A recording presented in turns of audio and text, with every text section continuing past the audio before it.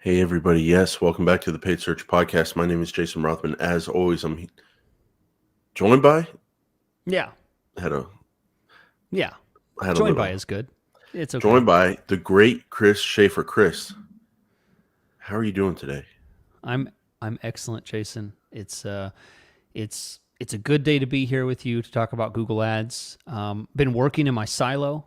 Silo. It's like you're by yourself. You don't really have a team. You're just kind of you, and you work, and then suddenly I have a bright shining light. I open the door, and there's Jason, I'm here. Good to see you. and I can make sure I'm not doing things wrong. Make sure I'm thinking the right way. Yeah. Keep me Well, on ease this. up on that impression share stuff, and that'll Okay. help. Yeah. As we were No, talking that's about before the show. no. I'm not. No, that's still my go-to metric. Okay, That's good, that's good. I'm glad. good. You're gonna get all my clients. Yeah, I know what good means. No, it's it's an impression share thing, Chris. So, Yeah. no, you're doing good. You're doing okay. It's the hottest day of the year here. Mm. I think we're gonna hit 112 today. Oh gosh, I don't know. We're not. We're not gonna go that high, but Okay, yeah. yeah, it's a little warmer for you, I guess maybe. But no, it's going good, Jason. As happens once a year, I am alone at home in my massive property here that I have here in Texas. Alone. My wife went to see her sister for a week, as she does, takes the kids on a little trip. I don't, as always, I don't know what to do with myself. Dinner will not be on the table when I get home. Wow. It's going to be tough. What are you gonna eat? It's going to be tough. I, Jason, I don't know. Send help. I don't know. Well, were they there last night? Yes. Okay. What'd she leave you with last night? Yeah, she did some leftover fish, Ooh. which I yeah, exactly.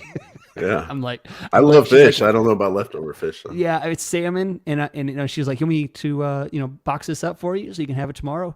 And I'm like, Mm. um, sure. Salmon, something happens to salmon when you put it in the refrigerator that happens to some people when they fall asleep. Like some people get up in the morning and you're just like, whoa, what Yeah, what happened to you during the last 12 hours? Salmon is the same thing. Like every time I pull it out of the fridge, I don't know, it just looks a whole lot different. But once you heat it up, it tastes good. yeah, but then there's like heating up fish in the microwave. There's that Mm. danger too, like overdoing it, or it just starts, it stinks, stuff like that. So, Mm. yeah, it's gonna be a rough week, Jason, but we'll see if I survive. Well, I hope you do, because we have to do a podcast next week, and I look Yes. forward to that. But today we'll be talking about a lot of people's favorite topic, quality score. Yeah. And we'll be talking about 3 ways to improve quality score. And we'll also be opening it up with a controversial spin Mm. on quality score. So I'm looking forward to that. Before we get into it, Chris, just want to remind everyone we have the PPC jobs page out there, paidsearchpodcast.com, if you're looking for a job out there. And then the PPC Daily. Monday through Friday, we put out clips of the Paid Search Podcast on a podcast feed called PPC Daily. And basically, it's all of the Google Ads talk that we're going to be talking about for the next hour, but none of the talk about salmon. Mm. Salmonless. It's a salmonless podcast. So if you prefer that, that's where you can get that information. So, Chris, why don't you tell us about Optio, and then we will get into a deep dive here on quality score. Yeah, want to remind you guys where we are at with our podcast. We're at the point where we rely on you guys to listen to this show and support our sponsors because they're supporting us. You like the content here, and we want to tell you about the one and only, our only sponsor for years now, Optio. And there's a reason they're still our sponsor, because people are still discovering it. Believe it or not, there are many people out there that have not tried it, even though I hear about it constantly from listeners of the show. We get comments, we get emails. It really is a great tool. I want to tell you why. Optio, we're talking about quality score today. Optio is the kind of tool that you can use to improve your quality score. Now you say, now Chris, how's that going to happen? That's a silly statement. Well, the fact is that Optio gives you recommendations based on data inside of your Google Ads. Okay, this tool is made specifically for Google Ads, and it will give you suggestions and recommendations that will improve your quality score. Little things like moving keywords, giving an entire improvement to ad your ad score based on. I mean, there's just too many factors to discuss. There's so many things: the keywords, the ad copy, the landing page, the click-through rate. It brings those things to your attention, and you can react to that data. It's presented in a wonderful, easy-to-read format that's totally understandable. And if you agree with that, you hit apply, and that recommendation is done to your account instantly. Wonderful tool. Nothing quite like it out there. You can try it for 8 weeks, for 2 months for free at opteo.com. That's opteo.com/PSP for an 8-week, 2-month free trial you'll only get at that URL. Okay, Chris. So you're stumbling around the house. You're all alone. You're eating leftover salmon. You don't know what's coming for dinner tonight, but you're also doing some work. And apparently you were looking up some things about quality score, and you stumbled on a little bit of a gem of an article with some very interesting information. So we'll have a link to this in the description. But Chris, why don't you go ahead and give us the title of this article on Google Ads help, and then we'll kick it off talking about this most interesting thing we saw in it. Yeah. So what the entire show is going to be based on is one article that reveals quite a bit about quality score. And I wanted to bring it to the show here because quality score is absolutely a very mysterious, very hard to grasp type of thing because there's so many factors surrounding quality score. And right off the bat, when I was reading this, it caught me by surprise because, as Jason said, the first thing that it states in this article is, and I'm just going to quote, Jason, I think the best way is just quote it. I'm going to say, you can think of quality score as a general indicator of which areas to focus on to improve ad quality, comma, and here's the part that just kind of hit me in the gut. So you're thinking about it as a way to improve areas rather than a score to be optimized. If you don't understand the shock in that, it's essentially saying this is a gauge to tell you which areas are green, yellow, and red, but you shouldn't be focusing on constantly optimizing and trying to get 9s and 10s, 7, 8, 9, 10. You should not be trying to optimize constantly to improve and get further and further in quality score. It's just an area of improvement consistently in certain areas rather than optimization. That was shocking to me, Jason. Yeah. So the article is 5 ways to use quality score to improve your performance. So it's not like you shouldn't focus on quality score, but at the same time, it says these are areas to focus on rather than a score to be optimized. So right. Should you optimize for quality score? Or should you just do the things that lead to a good quality score? I think that's maybe what you should do. But just to give ourselves some credit here, Chris, how often do we hear new clients and fans of the show ask us about, like, what should my quality score be? Can you get me to 9s and 10s? And then we give honest answers that say, probably not. And by the way, we won't even look at it. Yeah. Because it's just not something that factors into the way we approach Google Ads, because by default, we're doing everything that we can do that's under our control to get good quality score, because that's the stuff you do to run a campaign the right way. And there's other factors of quality score that we think are outside of our control. And if they're outside of our control, then they're outside of our control. So I guess to answer the question, how often you should optimize for quality score, or how do you optimize for quality score? My answer is I try to run effective Google Ads campaigns. And those lead to the best quality scores possible on all the different keywords. How does that sit with you? Yeah, Jason, I live in Texas, and this is a place of big You don't trucks, mention it, really. big, loud trucks. And one time I went on in a ride with a friend that had just a massive truck. I mean, you had to like grab the handles and like pull yourself in. I mean, it was massive. And I made a stupid comment by asking about what his gas mileage was, you know? And he's like, "Did you see my truck?" You know, like, I don't care what my gas mileage is. It's doing what I want it to do. And that's the analogy that I want to say with Google Ads. It's like your vehicle is going to get the gas mileage that it's going to get, right? Your Google Ads account is going to get the quality score that it's going to get. You just keep putting fuel, and as long as you're happy with what the engine, what the system's doing, it's going to get what it's going to get. A van and a little Tesla over here are going to get different mileage because they're different vehicles. They're different domains. They're different things. They're targeting different things. But you get what you get. And I feel like people that are obsessed with quality score, it's like they're driving some massive hot rod vehicle and they're concerned because they're not getting the same gas mileage as some little eco vehicle in the lane next to them. You know, that's not you. Yeah, my vehicle shows me how many miles per gallon I'm running at each time I'm driving, like every second I'm driving. So like if I hit the acceleration, I'm burning more fuel. If I'm rolling and I'm not hitting the accelerator, I'm getting the most possible miles per gallon. And then if I'm just sitting there, I'm getting the least miles per gallon because the car's on and you're not moving anywhere. So for me to get the best mileage out of my car that I can, I just have to drive reasonable. Yeah. Like, don't accelerate on the downhill when there's no reason to accelerate when you're already going the speed limit. Don't leave the car on outside for like an hour and just burn all that fuel if you aren't going anywhere for an hour.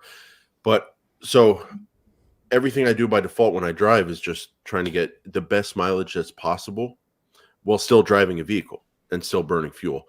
And I think what happens when people focus on that quality score column, I'd say almost at all, really, if they're doing everything right in their account. Otherwise, if they're still focused on it and making changes into their account, that's where it's kind of like, instead of focusing on driving, I'd be focusing on getting the most miles of fuel. And I'd be like, you know, playing games with my accelerator. And if I run into the house to grab one drink, that's going to take 10 seconds turning the car off because I don't want to lose 10 seconds. It's just, it takes your eye off the ball. Yeah. You make bad decisions. Yeah. Make bad decisions just because you're focused on that micro little number, which it's a great analogy. Which before this, I mean, you could always make a case that that's the right thing to do because quality score is such a driver of performance and ad rank. Yeah. But now we see it here in black and white on the Google Help Doc. It's not something that, it's not a score to be optimized. It's not. No. So you know what? Just take it away. We don't need that column anymore. Well, no, come on, it's not. come on. No, I don't I do good in the meeting. Just take it away. Take it from them. Yeah, they'd love you. They'd love you. Yeah. Say, Jason's just taking things out. That's great. Well, let me say, let's jump into the first couple things. But before we do, I want to say there are 3 areas that we're going to talk about, and they're all for now, as of today, still available. They haven't listened to Jason yet, but they are going to be referencing 3 columns that you can see at your keyword level. They're going to reference expected click-through rate. They're going to reference ad relevance and landing page experience. You can find those columns in the quality score section of your keyword metrics at the keyword screen of Google Ads. And that's what we're going to talk about, okay? So we're going to talk about some of the information that you get at that level and what that means and how to interpret it and how to react to it. And number one we're going to start with is what they mentioned in the article. Number 1, make ads more relevant to keywords. Yeah, and Chris, I mean, just to put everyone at ease with quality score, it seems like they're actually giving us more and adding columns, because I just remembered all the historical performance quality score columns and all that. So, but just to jog my memory here, Chris, because I really don't look at quality score, expected click-through rate, ad relevance, landing page experience, those are the 3 factors of quality score that we at least can see, right? Yes, those are the 3 things that, as far as what they tell us, that's what makes up that number, some number out of 10. Okay. And those 3 factors can either be below average, average, or above average. And And I That's it. think because we know like quality score, it's not just like a 9 out of 10. It's like my memory serves, it's like a 9.001010000, bunch of digits. So Yeah. there's my guess would be there's different levels of average, there's different levels of above There's so average, many. different levels Yeah. of below average, but you can't see them. That would Yeah. be my guess. But when it comes to making your ads more relevant to your keywords, um, ad relevance shows you how relevant your ads are to the keyword. So there's three things you can try, Chris, if you have average or below average. We'll run through them and then we'll take them one by one. So match the language of your ad text more directly to the search term. That's interesting. They say search term instead of keyword Mm-hmm. there. Mm-hmm. Look for ad groups with many different keywords that can't easily be addressed by the same ad, and then split those into multiple ad groups that better match user search, and then try grouping your keywords into themes to increase relevance. The themes can be based on your product, services, etc. So, Chris, let's take that one by one. Match the language of your ad text more directly to the user search term. If you're advertising a moving company in Dallas, if that's a search, make it clear in the ad that you're a moving company in Dallas. Is that the right way to read that? Yeah. I mean, I like the way that they specifically word this. They say match the language of your ad text to the user search term. But then on the second one, they go even further and say based on the user's intent or their user's interest, what they're actually looking for, and what we have to talk about here is the level of intent, the meaning behind the search. A search term is not binary. It's not either, matching or not matching. There's a lot of ways that you can interpret 15 different searches and they can mean the same thing. So that doesn't mean that you need to put the exact keyword into your ad text. You need to match the intent of the person. So, just a moment ago, I was before the show, Jason, I was talking about lawyers and stuff like that. And if you're doing a campaign for lawyers and you have someone who's doing a search around bankruptcy, like lawyer bankruptcy, something like that, and one intent would be someone just searching Chapter 7 bankruptcy. Okay, that is a certain intent. That's a search.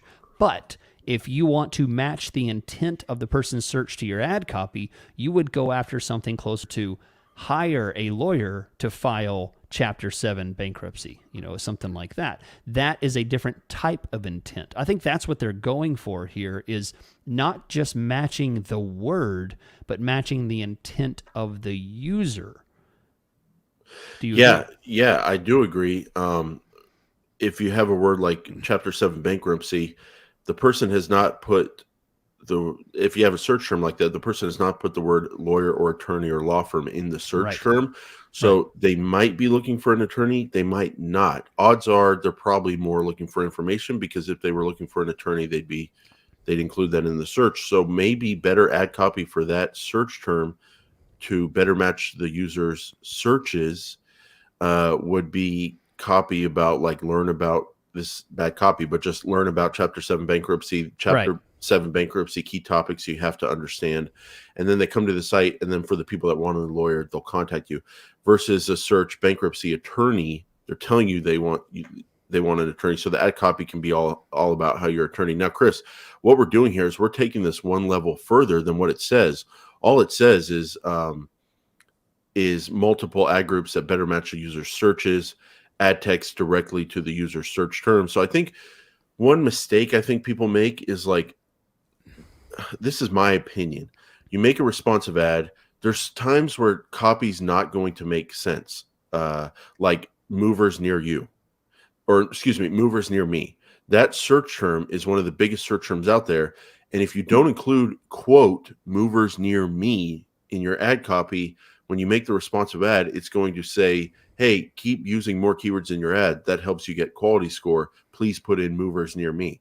But having the word movers near me, that term in an ad, it doesn't make sense. So I'm elevated to the point where I'm like, I'm going to make an ad with that hit against it, where it says, hey, you should be using more keywords.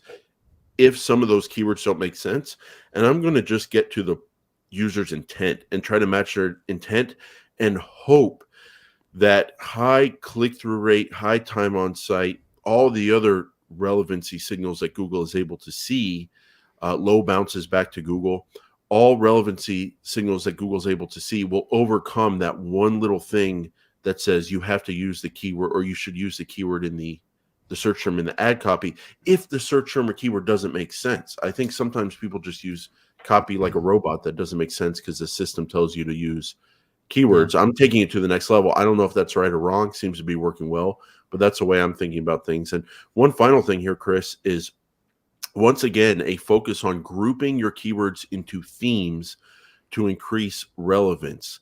And this is a theme we're kind of seeing here across our episodes as we do our research. Search ad groups, I think, have become more like display ad groups for keywords in the past, where they look at all the keywords in your ad group and they try to get to the intent of what you're trying to advertise for, and then we'll show you on a different set of searches than another advertiser targeting those same keywords but with other keywords mixed in the ad group. Bold claim, but how can you not agree that something's going on when they're telling us so often to focus on the theme of your ad group? Do you think that's fair to focus on here in 2022? Yeah, I think you're right. Now it's a different discussion whether I'm pleased with that. But yes, I think that's the point. I'm more pleased with that than scagging. That's true. I actually feel like I have a dance partner now with this artificial intelligence, this machine learning, whatever the system is. I feel like I have something I can work with. Back in the past, it was like, no, we're going to reward scags because all we can tell is keyword matches ad group, blah, blah, blah. But now it's like, no, we'll look at all the different. So, for example, Chris, I don't want to give that example because it's so confusing. But like, for example, you can have super spot on keywords in your ad group, I think. But now you can mix in some keywords that maybe not are the most spot on, but Google might show you to spot on people, right, if they understand your intent. Again, bold claim, but I think something like that could be happening. We have a dance partner. Yeah, I think you're right. I mean, it's absolutely true. If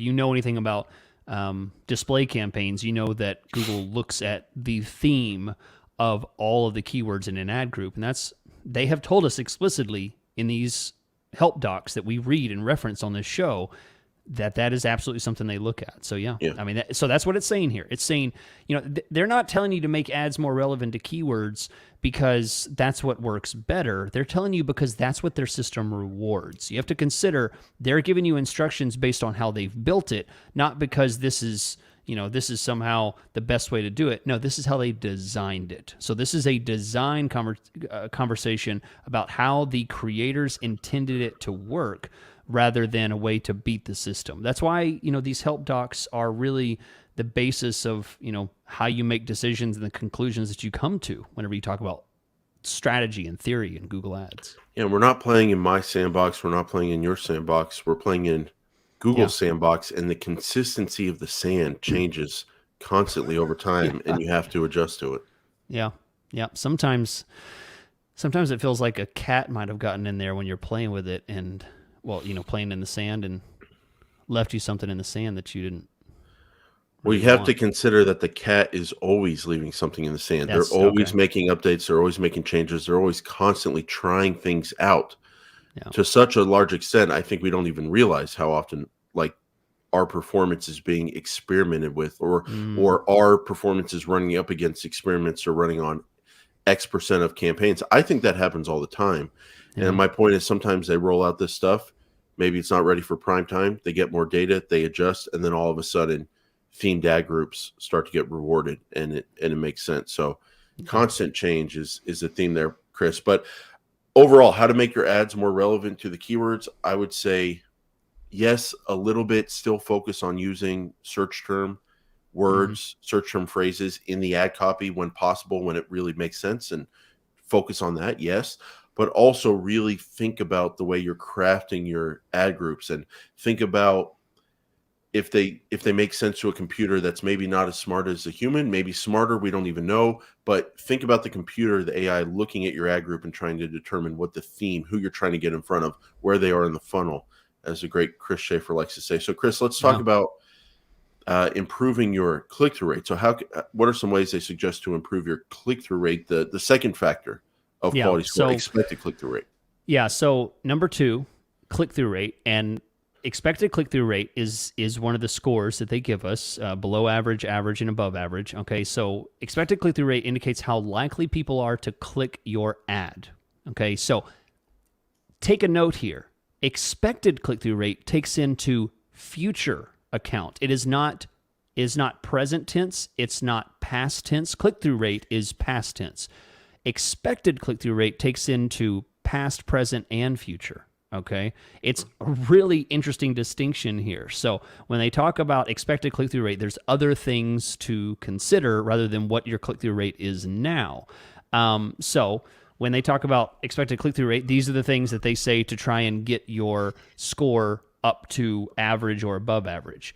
Edit your ad text to make your offer more compelling to your target audience. Okay, that's a tough one. A lot of people could interpret that in a lot of different ways, but we'll move on.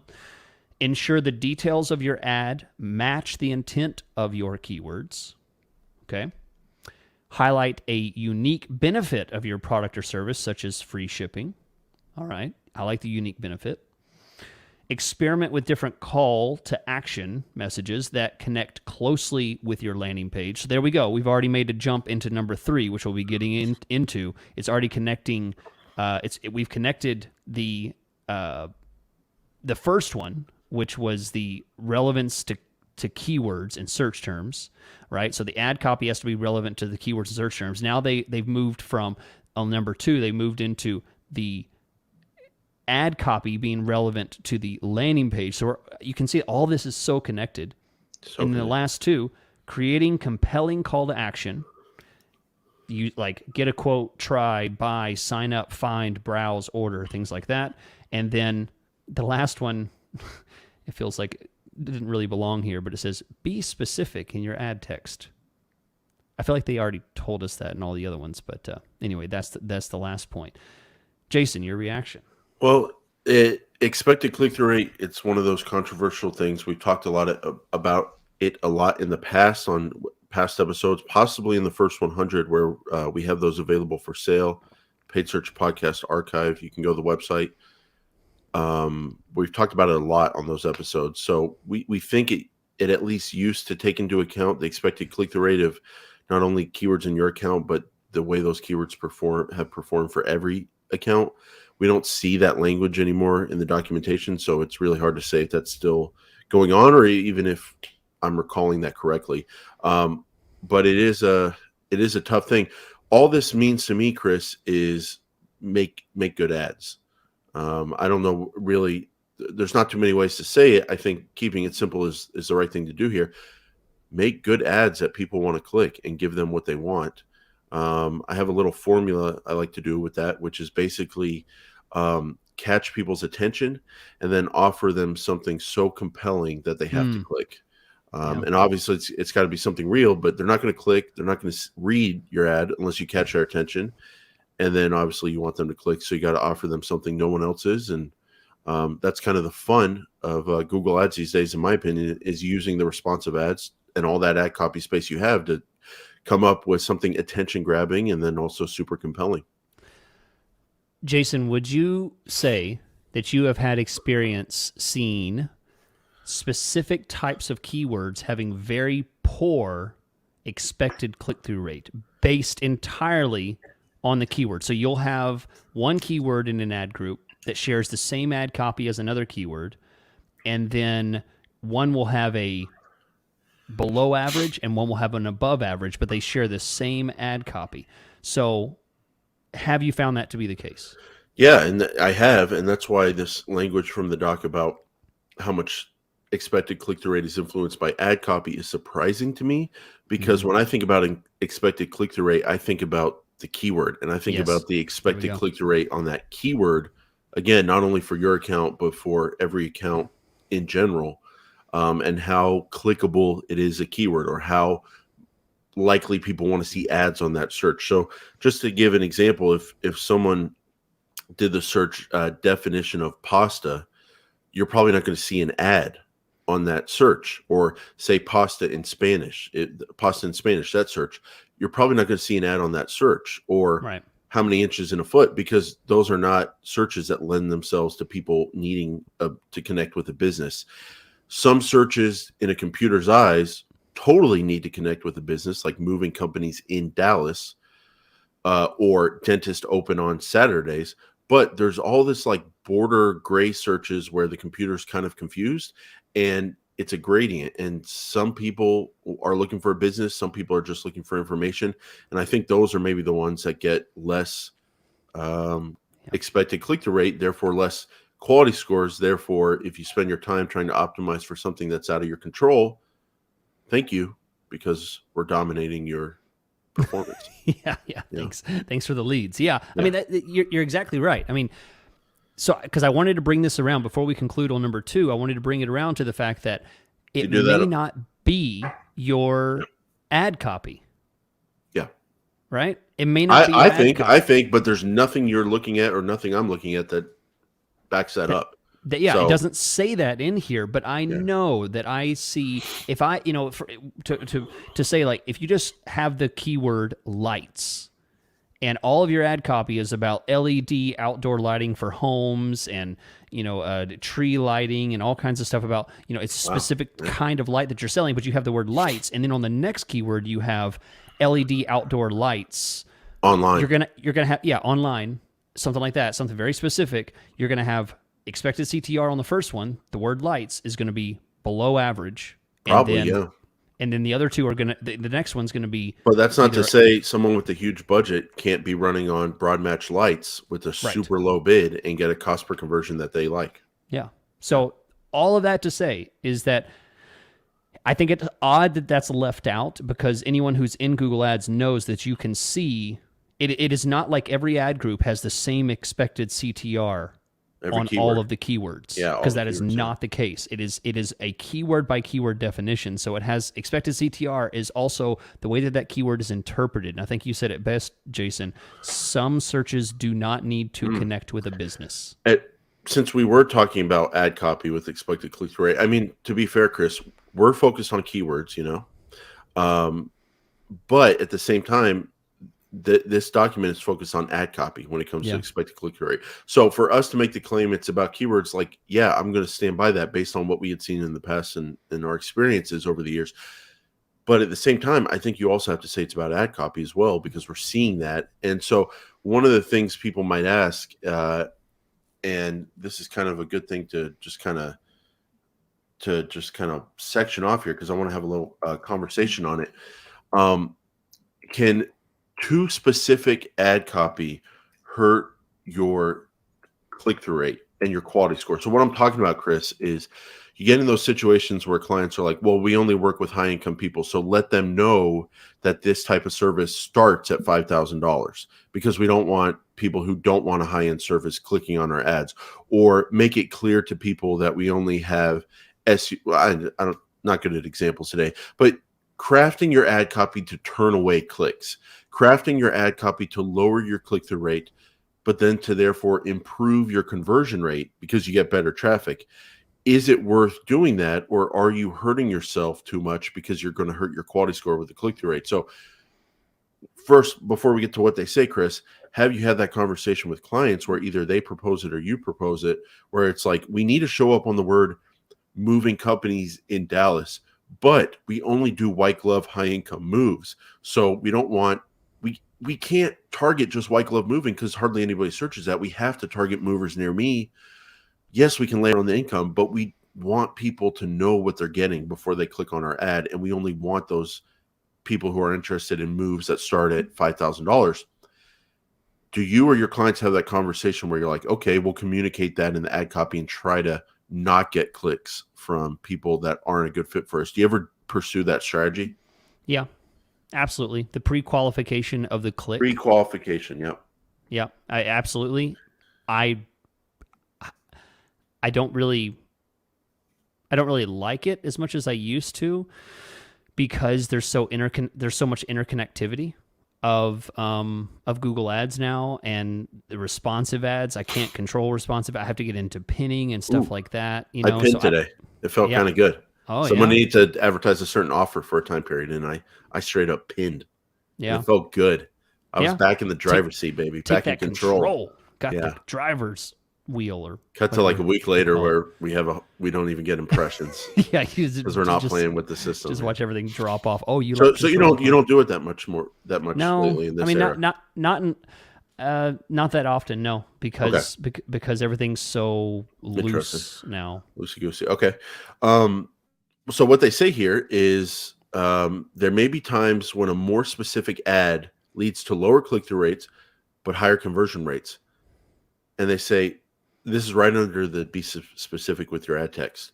There may be times when more specific ad leads to lower click through rates but higher conversion rates. Look for the balance that leads to the best possible performance for your goals. So once again, Google with the documentation is essentially just saying run a good campaign, Hmm. try to achieve success for your business, and then I'm going to add on use our platform to the best extent you can, and it'll be a win-win-win for everybody.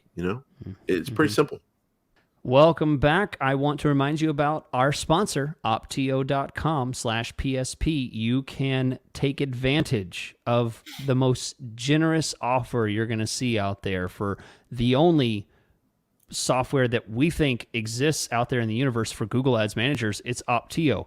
Very affordable. And for 2 months, you can try it for free. Wonderful, wonderful tool. It's built for those of you that would be interested in listening to a PPC show about Google Ads. If you're that focused on Google Ads, this is the tool for you. It is built for Google Ads. It is by Google Ads people. It's a great tool. You're going to like it. Try it for 8 weeks for free, or 2 months, however you want to interpret that, and you'll thank us later. Okay, Chris. So the third aspect of quality score here is landing page experience. Why don't you walk Yeah. us through that a little bit? Yeah. So this is probably one of the most difficult ones because there's a million different interpretations of landing page experience. But these are the best practices that Google gives us. So we have to go with that. Sometimes you have to throw out what you think. And if you want to optimize and get the best landing page experience, then you need to go with what Google says about what landing page experience needs to look like. So here's what they say. Number one, give people what they're looking for. If they're looking for flannel shirts, send them to a page about flannel shirts. Okay, so quick interpretation, that may not be your homepage. Okay, you may have optimized your homepage with the best possible chance for someone to convert. It has that beautiful hero banner and all that kind of stuff. It might be an interior page. You might need to create a secondary page that's an interior page that has some of that stuff added to it. Okay. Number two, keep messaging content from ad to landing page. So, in other words, you need, sorry, I read that wrong. Keep messaging consistent from ad to landing page. So, if you say something in your ad copy, make sure that that same something is mentioned there. Don't change the tone.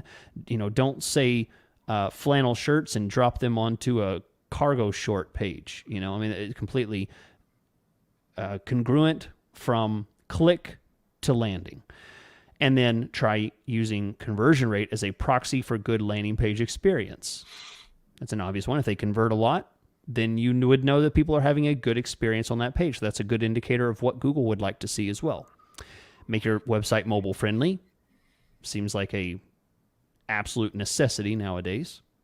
And then improve loading speed. And this is something that I think people that don't really want to invest a lot in their website probably have the biggest issue, because they go with free tools. They go with a lot of things that are just kind of click it and it's built kind of stuff, auto-created types of stuff that may not be the best loading, have a lot of, uncompressed images and things like that. So if you have a less than expensive kind of page, you might really need to focus on this, because it takes a web developer, a designer, to really know where to cut those corners to be, you don't have to have a 600 kilobyte image you could compress that down to a 50 kilobyte image and it makes it load faster. Lots of little things like that. And Google's telling you they care about that. Yeah, I would go for 2 rules. I would go for 3 rules. I would go for deliver on what you promise in the ad copy. Okay. Yeah. So flannel, whatever you were talking about, delivers to a page that highlights flannel, whatever. Number 2, make sure you have a good enough website and a good enough offer that the amount of people that go back to Google and then keep searching is as low as possible. Because I think that's probably the worst thing that you can show Google in terms of performance. This is all theory and just thinking about things and kind of guesstimating here, but I think that's a really bad sign in Google's eyes. When someone goes to your site after clicking on an ad, the time it takes for them to get back to Google to continue their search and click to other sites, if that's a very small amount of time, I think that's a sign that you're not delivering what Google said you would deliver by giving you that real estate to show your ad there and kind of ride the back of Google's promise of always delivering quality results. So if you're messing that up, you're really kind of messing up the system here. And I don't think they like that. So make sure your offer and site is good enough to draw people in and keep them on your site to the best extent you can. And then number 3,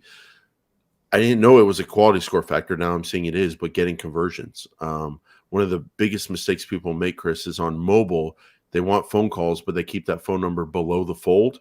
And people have to scroll down to see the phone number to click to call on the website, versus someone who's doing it right would have that phone number high above the fold right there on the landing page screen on mobile, and that can generate a lot of conversions. So not only is it good for your business to get a lot of conversions when you're kind of thinking through those things, but it sounds like it's also good for quality score because Google likes seeing those conversions. I'm going to push back on that because I didn't read the whole quote. Get more conversions. Chris Schaefer's going to push back. Love doing this podcast, Chris. I'm going to push back on the. Get more impression share. Lost it ad rank. Get that number lower. Is that what I should be going for? I'm going to push back because it says conversion rate here? Doesn't impact your landing page status, but it can can be a good way for you to measure and optimize. So it says right there that conversions do not impact your landing page status. So you're taking a step too far. Fair play. So what they're saying is, fair play. if conversion rate is good on your page, that's also an indicator that Google likes what you're doing. Not because the conversion rate is good, but because people are also going to like the same thing that Google likes. I like that we're closing on this because it kind of goes back to the original point, which is like you're basically telling me something's showing that I'm doing things right for quality score, but it doesn't impact quality score. Right. If you have a high conversion rate, it's a sign that you're doing things right, and doing things right gets you a high quality score. But this one specific thing of doing things right, getting a high conversion rate doesn't impact quality score. So it's kind of like, the chicken or the hen thing. Again, we're going to do that again Every week. Last time it was every week we're going to talk about quality score. It wasn't, except it wasn't chicken and the hen last time. Chicken and the hen. Wait, no, it's chicken and the egg. What the frick? No. Gosh. Ruin that thing. I don't know if it's because your wife's out of town, but you're coming off a little too sly, a little too cool right now. Oh. Body fat's a little too low. Hair's a little too long. Skin's a little too tan. It is. Shirt's a little too loose. Yeah. I don't know what you look. You're looking freaking cool today, dude. Hey. You know what I'm wearing? I'm wearing a golf shirt. I'm wearing cargo shorts. I'm wearing New Balance sneakers with the white socks pulled up to half the calf. Oh. And my wife said, "You're in ultimate dad mode today," and I said, "Not quite." And then I clipped my cell phone to my belt. There we go. And that's what I'm doing. But Chris, you are looking like you're Jason, about to sell me something, or I got you beat. Do you have suspenders on? Suspenders under my shirt. How about that? I got your white socks and I raised you suspenders. All right. Well, where can people go if they want to learn what that's about and have that explained to them? Because I'm curious. You can go to chrisschaefer.com and the link will be in the description, and you can reach out to me. We can chat. I have a free 15-minute call that you can book if you just want to reach out and ask some questions and see if I might be able to help. If you're convinced and you just want to pay and get me for a full hour of your time, you can go to chrisshafer.com and do that as well. I'm offering services for full-time management as well as the best PPC consulting in the business. And then do you have a price yet for suspender pops or snaps? Suspender snaps. And a lot of people watch on YouTube, but a lot more people listen. Can you just give us a snap so they know we're not playing games? Give me one. Oh, nothing for free. I shouldn't have showed you. I knew I shouldn't have showed you. No. They're under my shirt. There's no way I can possibly pop it. It doesn't. It won't work. Jason, where can they go? We'd all love to watch you try. I'm at rothmanppc.com doing Google Ads consulting and management, taking it very seriously, trying to help small businesses out there, and look forward to you contacting me. So that's where you can find us both on our respective sites, and we also have the paidsearchpodcast.com. Write in your questions and check out all we have to offer there, and we will be back next week with episode 321 of the Paid Search Podcast.